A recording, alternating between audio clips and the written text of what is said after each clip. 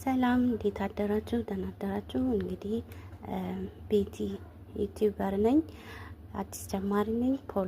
ሰብስክራይብ አድርጉኝ። እንግዲህ ይጠቅመኛል ካላችሁ ሼር አድርጉልኝ። ይሄንን እንግዲህ መዳም ቤት ኩሽና ላይ ሆኜ ነው ለእናንተ ስል እየሰራሁት ያለሁት። እኛ የምንሰራው የዛሬ ምግብ በአረበኛ መግሉቤ ይባላል። ይህ መግሉቤ ደግሞ የሚያስፈልጉ ግብአቶች ናቸው እነዚህ። በዚህ ጋር ካሮት አለ። ካሮት በአረበኛ ጀዘር ይባላል። እዚህ ጋር ድንች አለ። ድንች በአረበኛ በታታ ይባላል። እዚህ ጋር ደግሞ ሽንኩርት እንዳለ። ይህ ሽንኩርት ደግሞ በአረበኛ በሰል ይባላል። ይሄ እንግዲህ ታቁታላችሁ አለ። ይሄንንም ታቁታላችሁ እንግዲህ እኛ ሀገርም በብዛት አለ። እዚህ ጋር ደግሞ ሩዝ አለ። ሩዝ እንግዲህ 2 ኩባያ ነው የተጠቀምኩት። ይሄን 2 ኩባያ የተጠቀምኩት ያው እንደ ቤተሰብ ብዛት ነው። እኛ ጋር አሁን 6 ቤተሰብ ስለሆነ 2 ኩባያ ነው የተጠቀምኩት። ይሄን እንግዲህ ስሙን አልጠቀስኩትም። በቲንጀን ይባላል። በቲንጀን ይባላል።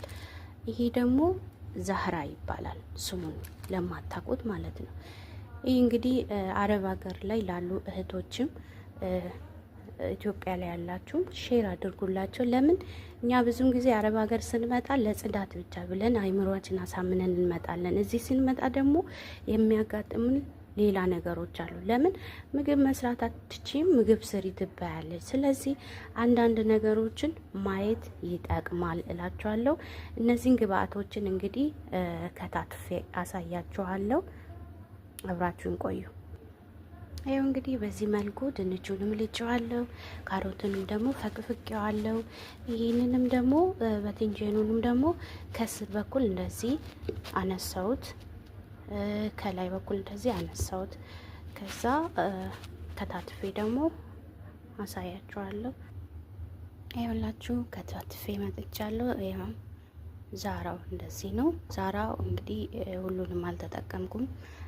ብዙ ሰው ሲሆን ሙሉን እንጠቀማለን። ያው ቤተሰብ ትንሽ ሲሆን ደግሞ እንደ መጠኑ እንጠቀማለን። ድንቹን እንግዲህ ከታትፌዋለሁ። እንዴት ዘይ ነው የሚከተፈው። ደግሞ ይሄ ካሮት እንደዚህ ነው የሚከተፈው። ደግሞ በትንጀሩ እንደዚህ ነው የሚከተፈው። ለምን ብራድ ውስጥ ላይ ስናስቀምጥ እንደዚህ በቁመት ነው የምናስቀምጠው። ስለዚህ እንደዚህ መከተፍ አለበት ማለት ነው። እንግዲህ ሁሉንም ነገር እስከ መጨረሻው ድረስ ተከታተሉኝ። እዚህ ጋር እንግዲህ የዶሮ ስጋ የተዘጋጀ አለ። የዶሮ ስጋ